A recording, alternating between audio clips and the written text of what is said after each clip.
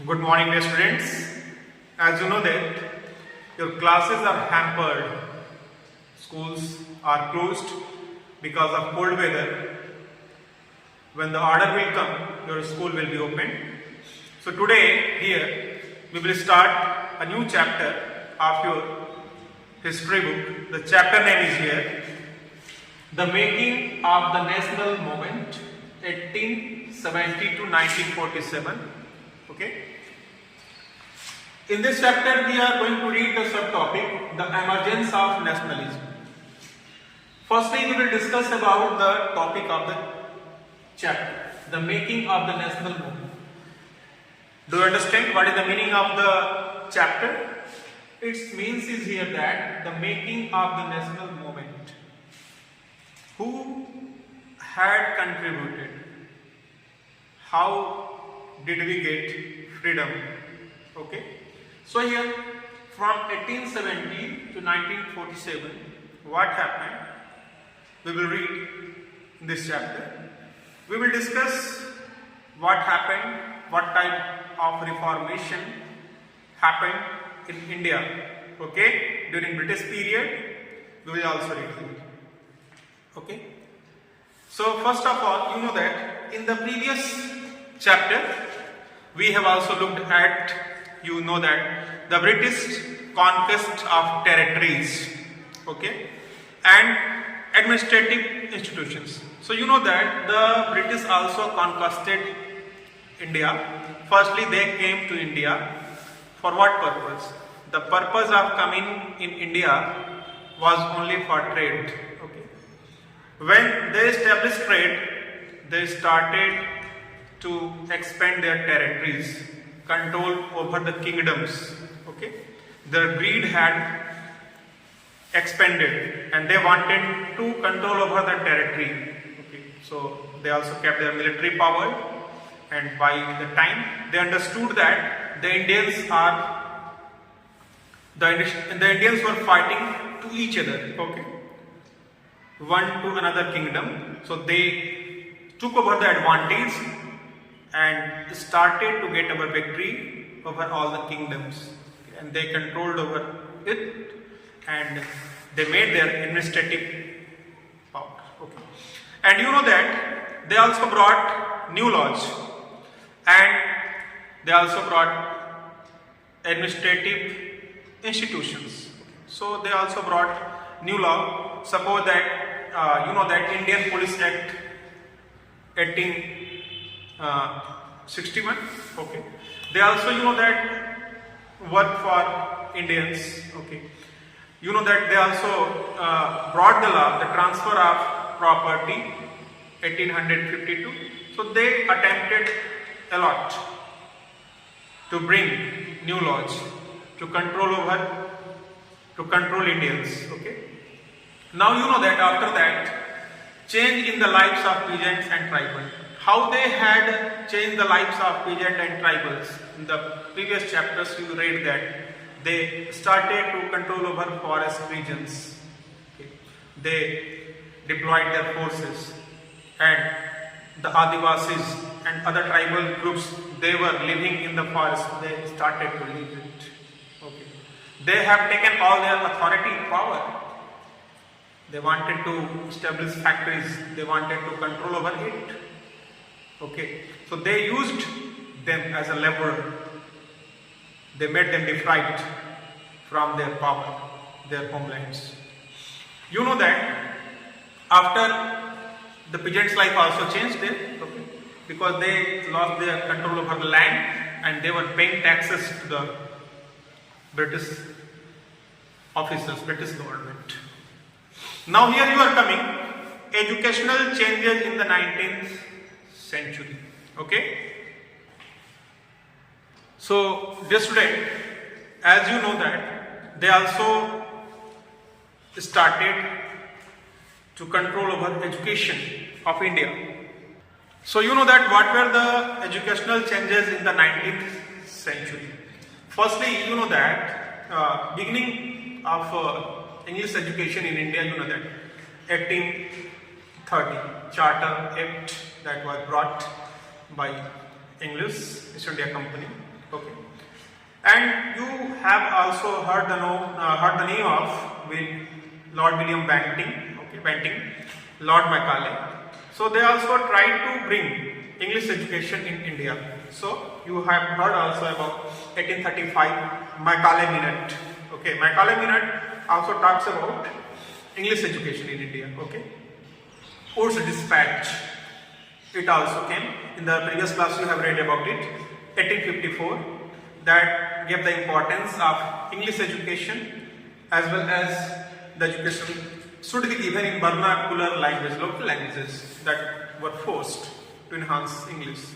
Hunter Education Commission, 1882, and many Indian reformers, they wanted to enhance English. Why? The reason behind it, they wanted that if Indians will be educated, they will protest. They will protest for their right. They will get their right.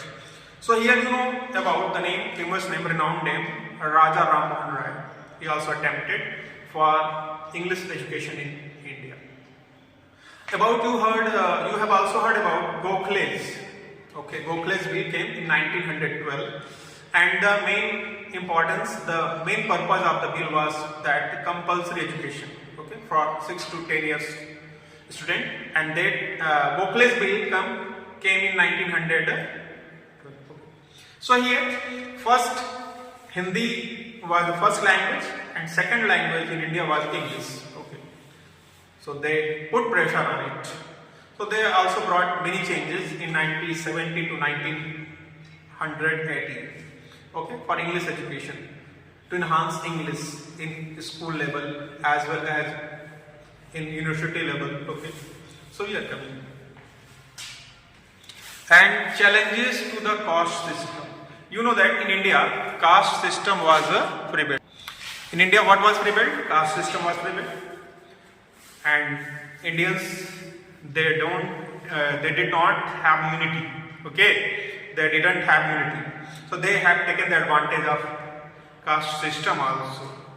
Okay, so here you know that social and religious reform. They had also done social and religious reform. One very famous reform you knew, and you know also, that is here Sati Pratha. They banished Sati Pratha. That was attempted by Lord William Banting, okay, Raja Ram Mohan Rai, another social reformer tried for it, and it was banned in 1829. Okay.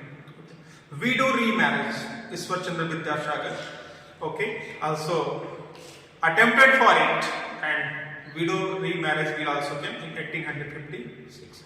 So they did something good to diminish the system that was not proper. Okay, diminish orthodox system. Afterward, you know that the revolt of 1857 and its aftermath. You know that many Indian also died in 1857, the revolt of 1857. Okay, many Indians, prominent personalities, okay, freedom fighters were there. You have heard also the name of Rani Lakshmi Bai, okay, Tatya Tope, Bahadur Shah Zafar. They contributed for country. They fought for the country to get freedom. Okay. They also died for the sake of the nation.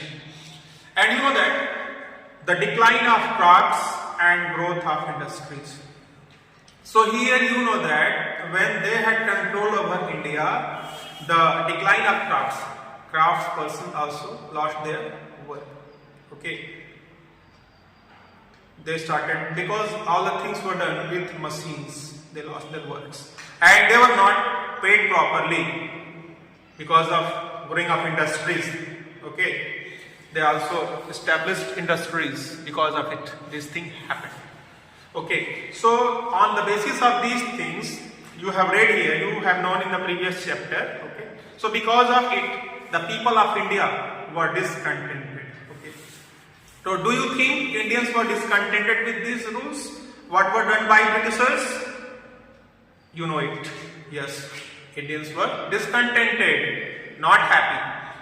If so, how were different groups and classes dissatisfied?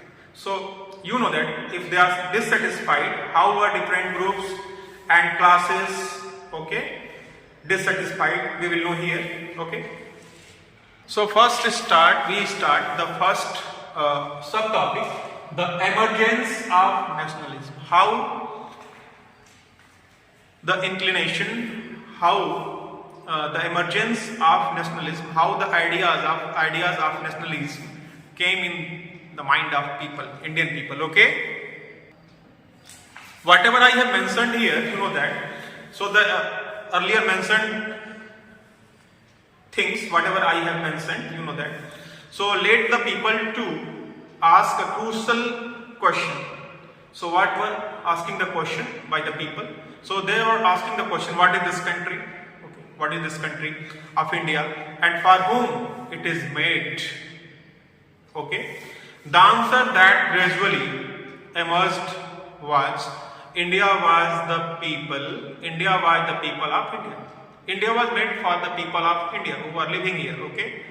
And you know that all the people, irrespective of class, gender, creed, okay, language, anything, who belong to India, the nation made for them, not for other, okay?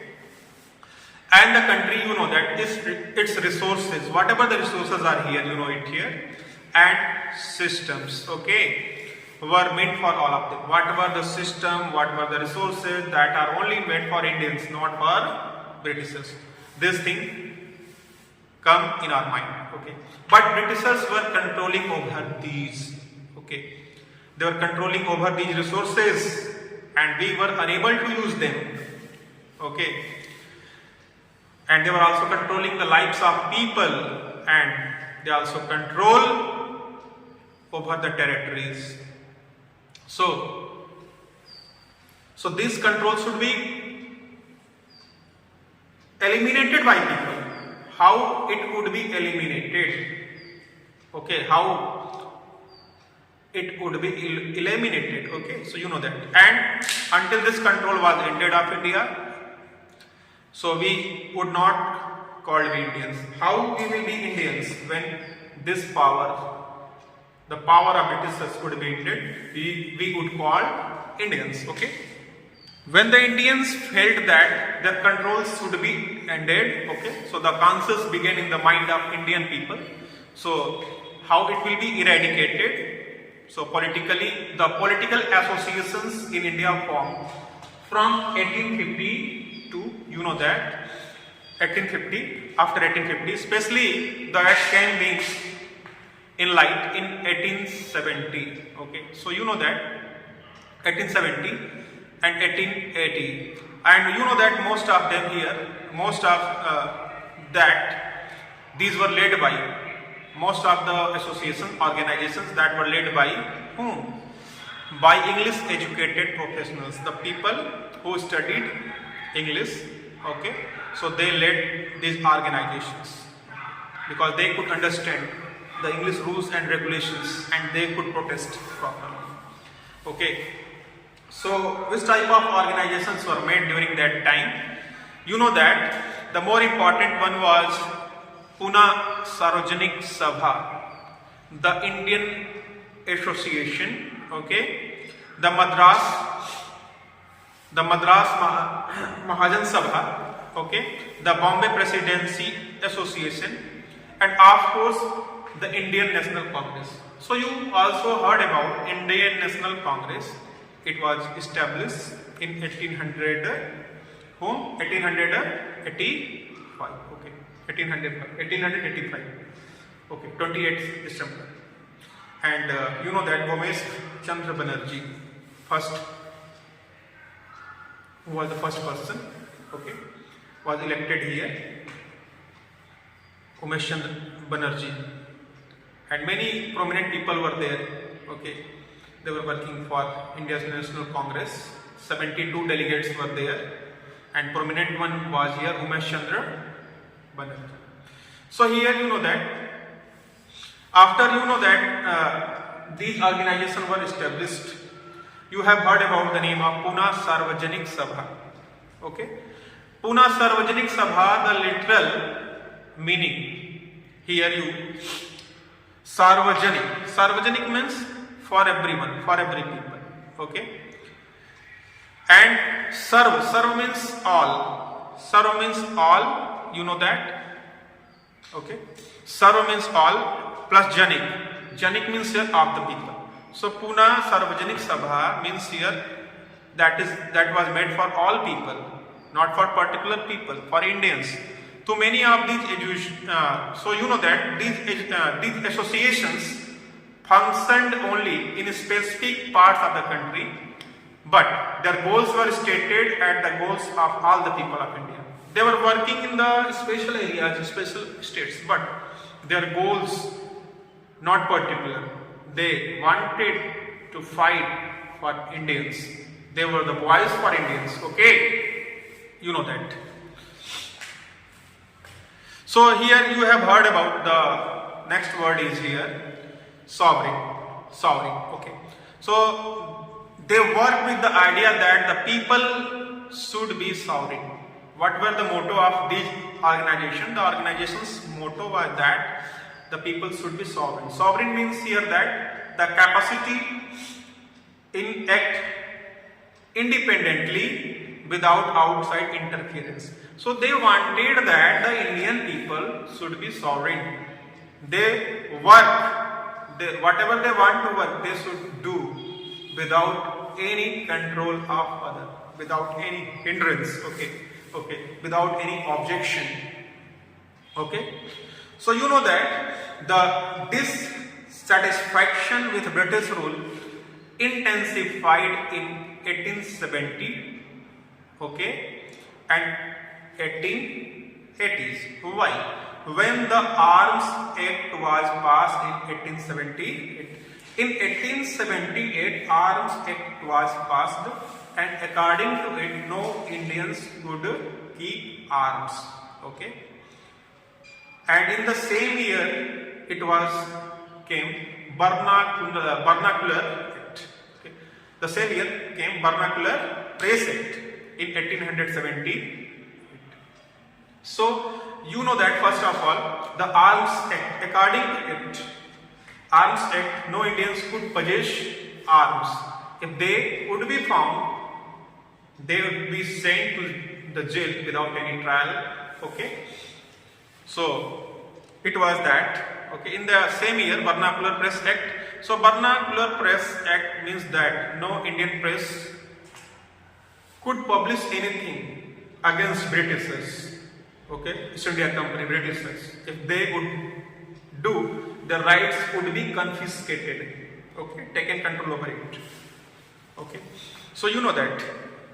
So printing presses, if the newspaper published anything that was found objectionable, okay, that their power will be deterred. In 1883, there was a furor over the attempt by the government to introduce the Ilbert Bill. What was Ilbert Bill? Ilbert Bill came 1883, but it was stopped. It was thought that the Indians would be judged. The Indians will also be judged, play the role of judge. They will be judge, appointed judge. Okay, and they will also listen the cases of Britishers as well as Indians. Okay, and they will also do the judgment. But this bill was stopped. Why? The Britishers did not tolerate that Indians would listen their cases, make judgment, Indian judges, because they understood that Indians were slaves. Okay, so this bill was also rejected by Britishers. And you know that. So here you know that. So Indian became very enraged, because when the Ilbert bill was cancelled, okay, they wanted an organization They will take decision for the sake of the country, for the sake of Indians. So 72 delegates, Indian National Congress was established in 1885. Okay, so many people were there here. The Indian National Congress was established when 72 delegates from all over the country met together. Okay, in Bombay in December 1885. The early leadership, Dada Bhai Nehruji, you know that. Okay, Dada Bhai Nehruji, Firoz Shah Mehta, okay, Badruddin Tayyab, W.C. Banerjee, Surendranath Banerjee, Romesh Chandra Dutt, okay, yes, Subramanyam Iyer, among others. And among others was largely from Bombay and Calcutta. And mostly of them were from Bombay and Calcutta. Okay, they were belong from Bombay and Calcutta. And you know that Nehruji, Dada Bhai Nehruji, who was a businessman and publicist. One word is coming here, publicist. Publicist means here the person, someone who publishes, okay, an idea, who publishes an idea by circulating information. Who publishes an idea in the newspaper, okay, by circulating information, writing reports, speaking, okay, of meetings. Why? Because these people were educated, highly educated. Okay, they had got education from England and other places, foreign. Okay. So you know that businessman and publicist settled in London. He had settled in London, and for a time member of the British Parliament. And he was also the member of British Parliament during that time, Dada Bhai Nehruji. Okay. Guided the younger nationalist. He was guiding the younger nationalist, a retired British official. Okay, A.O. Hume. You have heard the name of A.O. Hume. Okay, very popular name. Also played a part in bringing Indians from the various regions together. He also played, A.O. Hume also played the important role to bring Indians together. Okay, so in this way we have completed the subtopic, the emergence of nationalism. Here we read about that, how Indians work together. They wanted to control, they wanted to be free from the British rule. Okay, so they made many organizations, formed many organizations, and who do the leadership here? The people who are highly educated, they knew English. Okay, they will do the same. Thank you. Have a nice day.